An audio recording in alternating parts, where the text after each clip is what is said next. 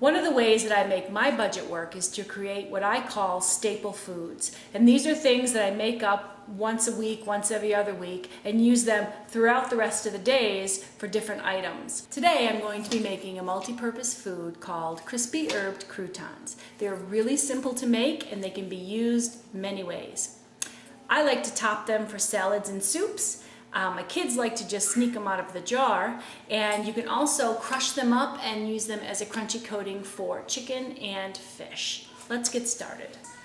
To start, you're going to need 16 slices of bread. And I like to use all different varieties of bread. It really doesn't matter if they're the same color, the same texture. In fact, the more you have, kind of the better it turns out. Cut it into 1/2 to 1 inch size pieces. As long as they're about the same, it really doesn't matter.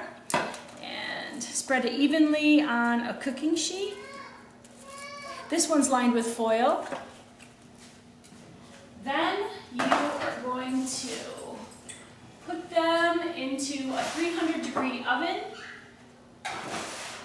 for 40 to 45 minutes until they're crispy. And here's some that I did earlier. And to be a little bit savory, and here's what I use. 1/2 teaspoon of onion powder and a whole teaspoon of garlic powder,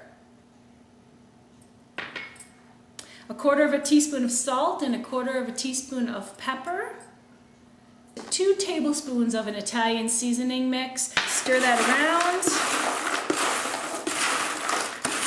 just to kind of mix it. And you're going to be adding the final ingredient, which is the olive oil.